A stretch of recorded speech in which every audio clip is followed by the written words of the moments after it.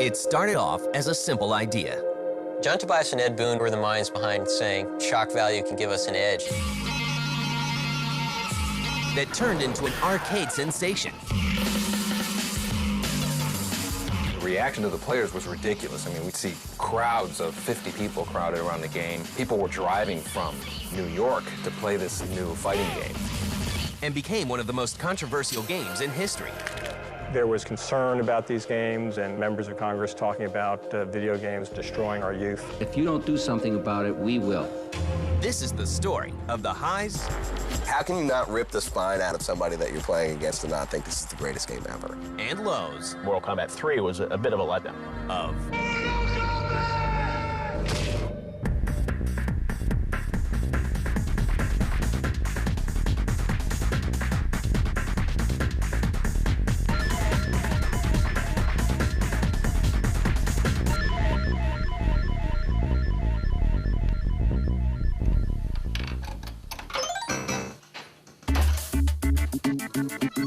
It's the late 1980s, and fate brings together two game developers at a Chicago-based game company called Midway.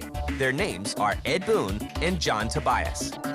When I started at Midway, Ed Boon was working at the time as a pinball machine programmer. They were starting a video department and hooked up with me, and I started programming a football game called High Impact Football. And I was working with a fellow by the name of Mark Turmel on a game called Smash TV. I was new to video games, and Ed was as well. John and Ed both had a passion for kung fu movies. John especially.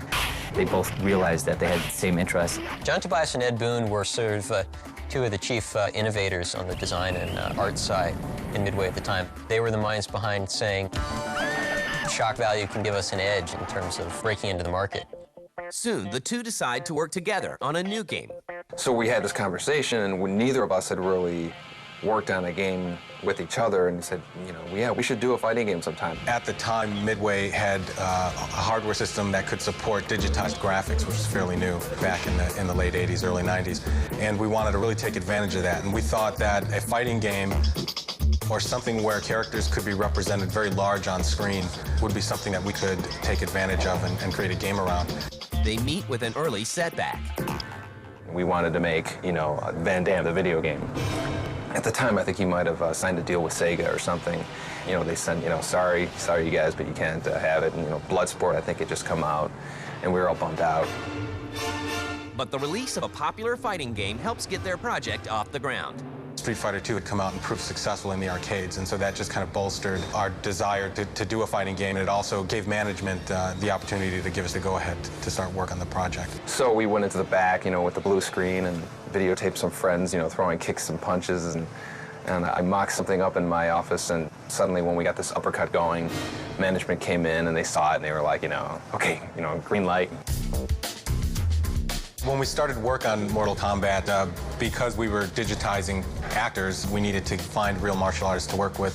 And it just so happened that some friends of mine had been practicing martial arts for years and years, and they were very good at it. They were the sort of the go-to guys for us on the first game. So at that point, it was like, you know, a three-person team, and my job was going to be basically doing backgrounds. John Tobias would be doing the character work. John would design the characters and what they look like, their costumes. And Ed would be doing the programming. And I was kind of like, how did the game play? How quickly were the controls responsive? And what were the secret moves? And then later on, you know, as the game was getting nearer to completion, Dan Forden came into the picture and started doing sounds for the game.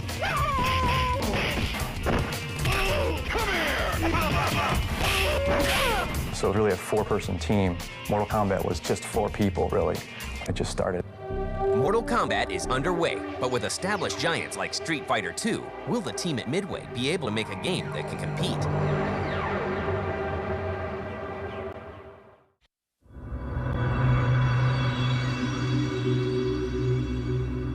It's 1991, and a team of developers led by Ed Boon and John Tobias is hard at work making sure Mortal Kombat isn't just another fighting game. What separated us visually from Street Fighter, we had blood. It was almost like, you know, an MTV version of Street Fighter, you know, very American. Street Fighter was really like a like hand-drawn kind of cartoon, and Mortal Kombat's like digitized graphics, but kind of hand-painted on top of the digitized, so there's a polished, digitized look. It had a unique look to it.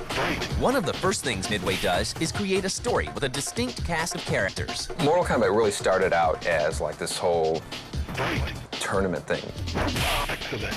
It's kind of like very similar to Enter the Dragon. The whole storyline just seemed a little bit bigger than a normal video game, and just something you could relate more, get more into it than a normal fighter. In Mortal Kombat, they really spent a lot of time developing kind of mythology about each of these characters and their backstory. The characters in the game are really well defined. Just the way they acted and sort of the way they looked, each character really had its own kind of sensibility to it. Each character has a real repertoire of moves that makes sense for that character. I think you easily found a favorite character when you played that game. The Jean-Claude Van Damme idea didn't pan out. So we already had this character that was kind of dressed up like he was in Bloodsport, and that's kind of like the whole Johnny Cage thing. There was a character in Big Trouble in Little China, this guy with a big hat and electricity and stuff, and we were like, you know, we gotta make a character like that, and that's where Raiden was born. Liu Kang is kind of a hybrid of Bruce Lee and a couple other martial arts stars that we've seen. And then Kano was this guy with this metal eye patch, and I think Terminator 2 or something had come out recently, and we said, okay, let's make a guy whose skin is peeling away. We ran out of memory. We had to have two characters with only one amount of memory in the game, so we said, let's make a yellow ninja, tint him blue, and we make another character out of it. We came up with Sub-Zero and Scorpion. Then our CEO said, no, you gotta add one more character, put a female character in the game. Sonya wins. I said, oh, let's call her Sonya. And we threw her in the game, and all of a sudden, we had our cast of 7. But what truly sets Mortal Kombat apart from other fighters is also what will make it infamous. Street Fighter had this feature where a guy would be dizzy, and you would get a free hit when your opponent is dizzy. And I hated being the guy who was dizzy, but I loved being the guy who would make somebody dizzy. So we moved that part of the game to the end of the round, and we said, okay, now just give him a big uppercut at the end. And somebody said, wouldn't it be great if you could, like, you know, just tear their heart out? So fatalities were introduced in the first Mortal Kombat. Sub-Zero could rip the spine out of a character. Sonya could have a kiss of death. People always remember the fatalities in Mortal Kombat. It was the over-the-top finishing move. It's like the grand finale. Wins. We do the whole dun-dun-dun, fade to black. If you know your right 20-button combination at the right time, then you can do this amazing effect. And then the whole thing is like, wow, how'd you do that? And that built the mystery, and the mystery got the fans' attention and kind of snowballed from there. It's a lot more fun to beat your opponent by throwing them to the spikes, as opposed to just saying, game over, I win. In 1992, Mortal Kombat rolls out to arcades, and the reaction is explosive. The reaction to the players was ridiculous. I mean, we see crowds of, 50 people crowded around the game. People were driving from New York to play this new fighting game. People play it from 4 in the afternoon till midnight. People would be running around the game, like screaming, like cracking up and stuff, so people got a big kick out of it. How can you not rip the spine out of somebody that you're playing against and not think this is the greatest game ever? In fall of 1993, Acclaim works with Midway to bring Mortal Kombat home to the Sega Genesis and Super Nintendo. A record $10 million are spent to market the game. It's going to be a Mortal Monday. At midnight, the stores are going to be allowed to open up, and there were lines formed in front of stores. Mortal Monday was created by Acclaim, who originally did the publicity for the first Mortal Kombat title. And then they showed us a TV commercial for it. It's the big, kids in the streets screaming, Mortal Kombat! It's like, wow, this is really big. And it just kind of got out of control. And at that point, we were like, you know, this thing doesn't belong to us anymore. It's just kind of like its own thing. And they sold 6 million copies. Not only is Mortal Kombat a hit, but gamers are hooked trying to uncover all the secrets in the game, like Reptile, a hidden character. But the success of Mortal Kombat at home brings some unwanted attention that will change the world of gaming forever. Why do you need to go across that line and produce this stuff?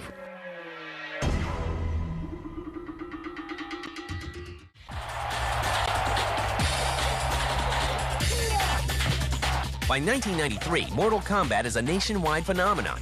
In just 3 weeks, the home versions of Mortal Kombat sell 3 million copies, making it the best-selling game of its time. But the very thing that makes the game unique also gets it in trouble. The fact that there was blood in the game was sort of this big controversy. And I remember when Mortal Kombat first came to the home console systems, Sega Genesis and Super Nintendo, and Nintendo wouldn't even let them have blood in the original Mortal Kombat game. We were told by Acclaim that, you know, Nintendo was not going to allow it. You know, it's their system.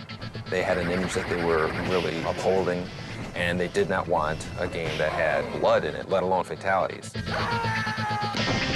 Acclaim said, oh, let's make the blood gray and it'll be sweat. But fans aren't happy with the decision, and Nintendo pays a high price for it. I've actually heard some people say that that was one of the things that helped Sega overtake Nintendo in that whole console wars, because the Genesis version was outselling it like 3-1. The Super Nintendo version actually looked better. The Genesis version was more realistic and actually played better too. But the controversy doesn't end there. Mortal Kombat becomes just one of many violent games that are targeted by concerned parents and politicians. There was concern about these games and members of Congress talking about video games being the sort of decline and fall of Western civilization and destroying our youth and leading them down the path of no good. I hope you walk away with one thought today, that if you don't do something about it, we will. And the industry felt that we needed to respond in some way, in a proactive way. They wanted to get some sort of a rating system, and there should have been a rating system in place. I think the rating system is necessary. It's just like an R-rated movie. But that was like kind of the cause of that whole thing, was the fact that it didn't have a rating system in place. The controversy over violent games such as Mortal Kombat play a big part in the formation of the IDSA. The IDSA formed back in late '93, early 1994, and we felt that it was much more productive for the industry to self-regulate. I think the controversy actually, you know, it didn't hurt the sales by any means. I think it actually, you know, brought more attention to it. The Mortal Kombat dynasty continues with the release of Mortal Kombat 2 in April 1993. Mortal Kombat 2 totally improved over the original title.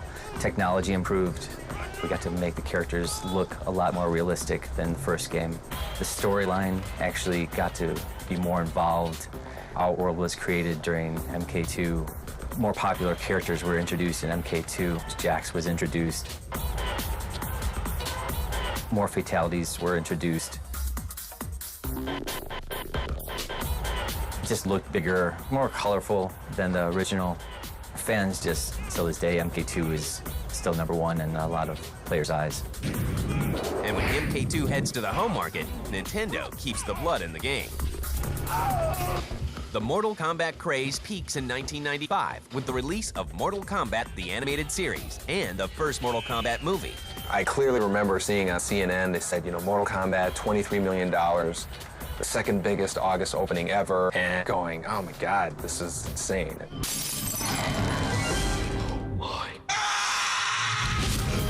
That same year, Midway releases Mortal Kombat 3.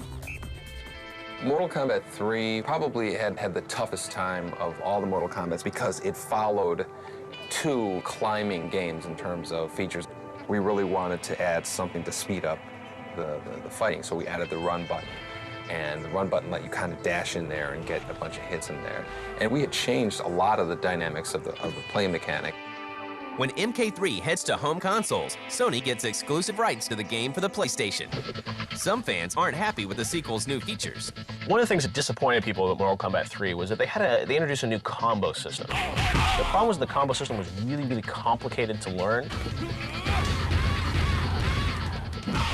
One of the great things about the original 2 Mortal Kombats was that it was a deep game, but it was pretty fun to play, just, you know, without having to remember all these combos.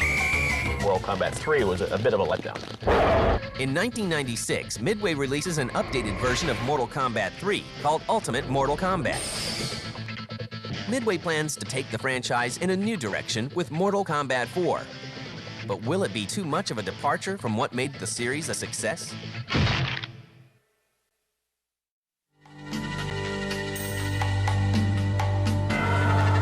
In 1997, a second Mortal Kombat movie hits the big screen. It makes $17 million in its first week, but doesn't match the success of the first film. By now, 3D fighters such as Tekken 2 are edging out 2D fighters. So Midway decides to take its franchise in a new direction with the release of Mortal Kombat 4. Mortal Kombat 4 was the first one that was a departure from the digitized graphics. It was like, 3D models. It was a 3D presentation, but 2D mechanics.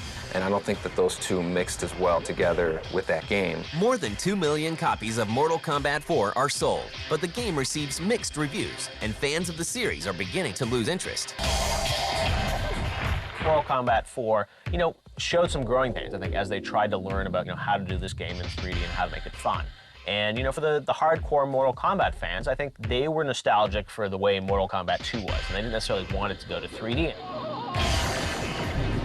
But rather than returning Mortal Kombat back to its roots, Midway continues to expand the series. Mortal Kombat mythologies. And Special Forces were side projects of John Tobias. John wanted to work on an adventure game, and he kind of led that whole project. Those games were not the head-to-head fighting games. John was a storyteller, and he wanted to explore the whole realm of Mortal Kombat more. Midway releases Mortal Kombat Mythology Sub-Zero in 1997. The game receives a lukewarm response. How unfortunate. You are responsible for this, sorcerer! With Special Forces, we wanted to introduce more of a adventure type of game. It's panned by critics as one of the worst games in the franchise. 2 years later, John Tobias decides to leave Midway and start his own company, Studio Gigante.